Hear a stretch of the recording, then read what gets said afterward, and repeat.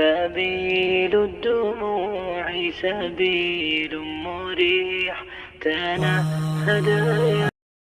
اعوذ باللہ من الشیطان الرجیم. بسم اللہ الرحمن الرحیم. وما ارسلناک الا رحمۃ للعالمین. صدق اللہ العلی العظیم. ترجمہ: اے محمد صلی اللہ علیہ وسلم، ہم نے جو تم کو بھیجا ہے تو یہ دراصل دنیا والوں کے حق میں ہماری رحمت ہے.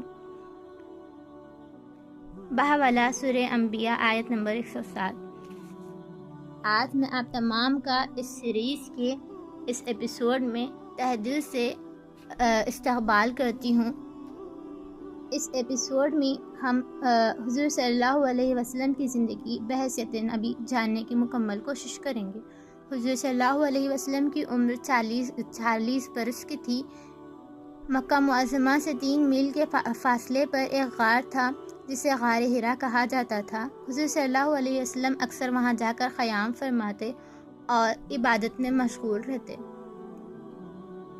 ایک دن آپ غار حرا میں حسب معمول عبادت میں مصروف تھے. رمضان کا مہینہ تھا کہ آپ کے سامنے اللہ تبارک و تعالیٰ کا بھیجا ہوا فرشتہ ظاہر ہوا.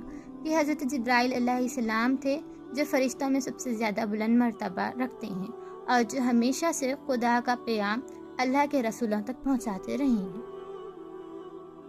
حضرت جبرائیل علیہ السلام نے نمودار ہو کر حضرت صلی اللہ علیہ وسلم سے فرمایا، پڑھ. آپ نے فرمایا، میں پڑھا ہوا نہیں ہوں. یہ سن کر حضرت جبرائیل علیہ السلام نے حضرت صلی اللہ علیہ وسلم کو پکڑ کر اتنا بھینچا کہ آپ تھک گئے. پھر حضرت صلی اللہ علیہ وسلم کو چھوڑ دیا اور کہا، پڑھ. آپ نے پھر وہی جواب دیا اور انہوں نے پھر حضرت صلی اللہ علیہ وسلم کو پکڑ کر بھینچا اور چھوڑ کر کہا، پڑھ. آپ نے پھر فرمایا، میں پڑھا ہوا نہیں ہوں. اب حضرت جبرائیل علیہ السلام نے تیسری بار وہی کیا اور چھوڑ کر کہا، اقرأ باسمک ربک الذی خلق خلق الانسان من علق اقرأ وربک الاکرم اکرم الذی علم بالقلم علم الانسان ما لم یعلم. ترجمہ: اپنے رب کے نام سے پڑھ جس نے انسان کو جمے ہوئے خون سے پیدا کیا. پڑھ اور تیرے رب بڑا بزرگ ہے جس نے قلم کے ذریعے سکھایا اور انسان کو وہ کچھ سکھایا جو وہ نہیں جانتا تھا. یہی سب سے پہلے وحی تھی جو حضرت صلی اللہ علیہ وسلم پر اتری ہوئی تھی. حضرت صلی اللہ علیہ وسلم اس واقعے کے بعد گھر تشریف لے گئے. اس وقت آپ کے قلب مبارک پر ایک طرح کا لرزہ طاری تھا. آپ نے حضرت خدیجہ رضی اللہ تعالیٰ عنہ سے فرمایا، مجھے کمبل اڑا دو، مجھے کمبل اڑا دو. آپ کو کمبل اڑا دیا گیا. جب آپ کو کچھ سکون ہوا تو آپ نے حضرت خدیجہ رضی اللہ تعالیٰ عنہ کے سامنے سارا واقعہ بیان کیا. مجھے اپنی جان کا اور فرمایا کہ مجھے اپنی جان کا خطرہ ہے. حضرت خدیجہ رضی اللہ تعالیٰ نے کہا، نہیں، ہرگز نہیں، آپ کی جان کو خطرہ نہیں. خدا آپ کو رسوا نہ کرے گا. آپ قرابت داروں کو حق ادا کرتے ہیں، لوگوں کے بوجھ کو خود اٹھاتے ہیں اور فقیروں اور مسکینوں کی مدد فرماتے ہیں. اسی لیے آپ کا رب آپ کے ساتھ ایسا بالکل نہیں کرے گا. اس کے بعد حضرت خدیجہ رضی اللہ تعالیٰ عنہ آپ کو حضرت ورقہ بن نوفل کے پاس لے گئی. یہ ایک بوڑھے دیندار عیسائی تھے، توریت پڑھا کرتے تھے. حضرت خدیجہ نے سارا واقعہ انہیں جا کر سنایا. ورقہ سن کر بولے، یہ وہی ناموس ہے جو موسیٰ پر اتارا گیا. اے کاش میں اس وقت زندہ ہوتا جب تمہاری قوم تمہیں نکال دے گی. آپ نے پوچھا، کیا میری قوم مجھ کو نکال دے گی؟ انہوں نے کہا، ہاں، اور یہ بھی کہا کہ جو کچھ لے آئے ہو اس کو لے کر جو کوئی بھی آیا ہے اس سے اس کے لوگوں نے دشمنی ہی کی. اگر میں اس وقت تک زندہ رہا تو تمہاری مدد کروں گا. اس کے تھوڑے ہی دن بعد ورقہ بن نوفل کا انتقال ہو گیا. اس کے بعد حضرت جبرائیل علیہ السلام کی آمد رکی ہوئی تھی. آپ غار حرا میں جاتے رہے. یہ عرصہ کم سے کم 6 ماہ کا رہا اور کوئی وحی کا نزول نہیں ہوا. اسی درمیانی وقفے سے یہ فائدہ ہوا کہ آپ کے قلب پر جو فوری اثرات بشریت پیدا ہوئے تھے وہ دور ہو گئے، اور آپ کا قلب مبارک اب پھر نزول وحی کا مستحق ہو گیا، یہاں تک کہ جب یہ عرصہ کچھ دراز ہوا تو آپ کے سکون اور اطمینان کے لیے کبھی کبھی حضرت جبرائیل علیہ السلام تشریف لاتے رہے اور آپ کو اطمینان دلاتے رہے کہ یقیناً اپنے آپ کا انتخاب بحیثیت رسول ہو چکا ہے۔ آپ صلی اللہ علیہ وسلم انتظار اور اطمینان فرمائیں، پھر کچھ دنوں کے بعد حضرت جبرائیل پے در پہ آنے لگے۔ اسی درمیان وحی کے رک جانے پر لوگوں نے کئی باتیں بتائیں، اور پھر کئی دنوں کے بعد سورہ مدثر کی ابتدائی آیت نازل ہوئی، یا ایھا المدثر قم فانذر وربک فکبر وثیابک فطہر والرجز فہجر ولا تمنن تستکثر ولربک فصبر۔ ترجمہ: اے کملے اڑنے والوں، اٹھ کھڑا ہو جا اور آگاہ کر دے اور اپنے رب ہی کی بڑائیاں بیان کر، اپنے کپڑوں کو پاک رکھا کر ناپاکی کو چھوڑ دے اور احسان کر کے زیادہ لینے کی خواہش نہ کر، اور اپنے رب کی راہ میں صبر کر۔ نبوت کے کام پر معمور ہونے کی یہ ابتدا تھی۔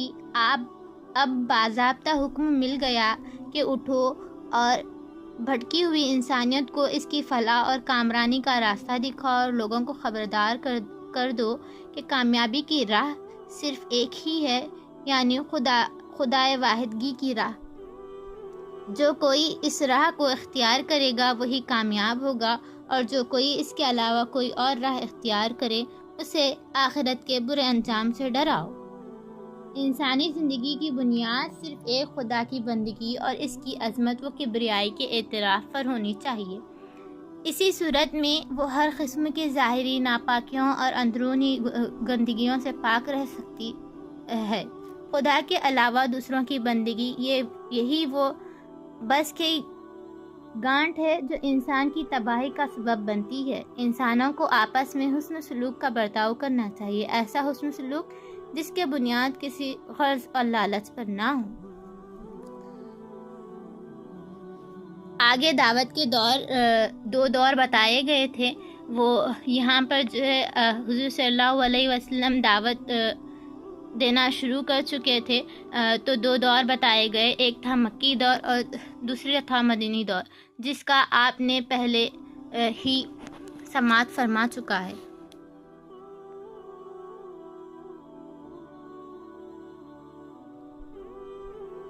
حضور صلی اللہ علیہ وسلم کو جب بحیثیت نبی چن لیا گیا تھا تو وہ دور میں جو لوگ تھے وہ کئی خدا بنا چکے تھے، کئی بتوں کی بنا کر ان کی پوجا کیا کرتے تھے۔ قوم اور ملکوں کے لوگوں کی جو حالات تھی اس کا ایک ہلکا سا نقشہ آپ اس سے پہلے ایپیسوڈز میں سماعت فرما چکے ہیں۔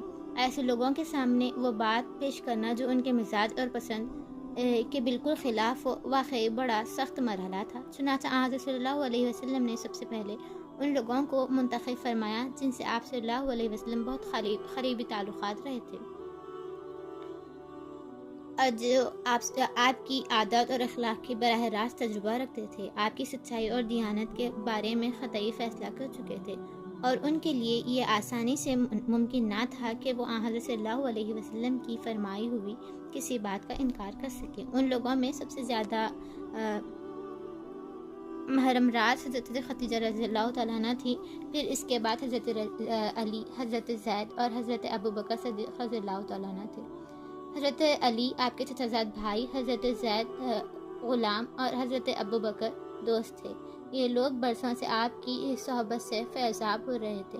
چنانچہ سب سے پہلے آپ نے حضرت خدیجہ کو پیغام سنایا اور اس کے بعد دوسرے لوگوں تک بات پہنچائی۔ یہی لوگ سب سے پہلے صاحب ایمان تھے۔ پھر اس کے بعد حضرت ابوبکر کی ترغیب اور ہدایت سے حضرت عثمان، حضرت زبیر، حضرت عبد الرحمن بن عوف، حضرت سعد بن ابی وقاص اور حضرت طلحہ ایمان لائے۔ اس طرح اسلام کی دعوت چپکے چپکے پھیلتی رہی اور مسلمانوں کے تعداد میں اضافہ ہوتا رہا۔ اسی طرح وحی کا نزول مسلسل چلتا گیا اور قرآن کی تاثیر لوگوں کے سامنے بتائی جاتی گئی۔ اور چھپکے نمازاں پڑھنا کا سلسلہ چلتا گیا۔ ایک وقت حضور صلی اللہ علیہ وسلم چھپ کر نماز پڑھا کر رہے تھے کہ انہیں حضرت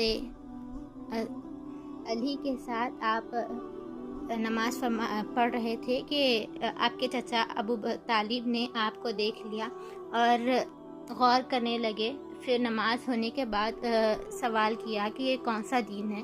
حضرت صلی اللہ علیہ وسلم نے فرمایا ہمارے دادا ابراہیم کا دین ہے۔ ابو طالب بولے خیر میں تو اسے اختیار نہیں کر سکتا، لیکن تم کو اجازت ہے، کوئی شخص تمہاری مزاحمت نہ کر سکے گا۔ تقریباً 3 سال تک دعوت اسلام کا کام پوشیدہ طور پر ہونے لگا۔ اس کے بعد دعوت دین کھل کر ہونے لگی۔ اب حضور صلی اللہ علیہ وسلم کو جو ہے یہ حکم مل چکا تھا کہ دعوت دین کو جو ہے اعلان کیا جائے، تو چنانچہ ایک دن حضرت صلی اللہ علیہ وسلم کوہ صفا پر تشریف لے گئے اور وہاں کھڑے ہو کر پکارا۔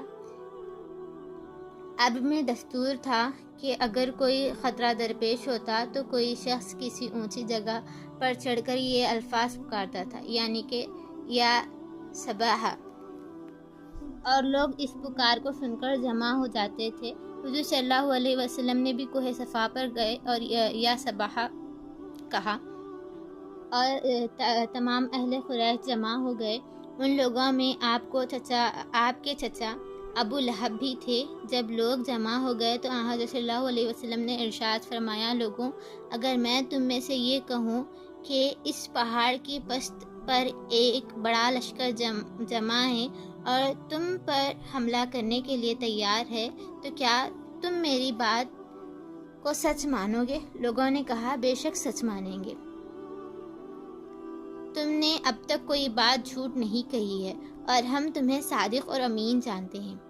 تب آپ نے جو ہے فرمایا لوگوں، میں تمہیں ایک خدا کی بندگی کی طرف بلاتا ہوں اور بتوں کی پوجا سے بچانا چاہتا ہوں، لیکن اگر تم میری بات نہیں مانو گے تو میں تمہیں ایک بہت سخت اور دردناک عذاب سے ڈراتا ہوں۔ جب قریش نے یہ بات سنی تو سخت ناراض ہوئے اور ابو لہب نے نہایت غضبناک ہو کر کہا کیا بس تو نے اسی کے لیے ہمیں پکارا تھا؟ اسلامی دعوت کا یہ عام پکار تھا۔ اب حضور صلی اللہ علیہ وسلم نے صاف صاف کھل کر اعلان کر دیا تھا کہ اسے بحیثیت نبی چن لیا گیا ہے۔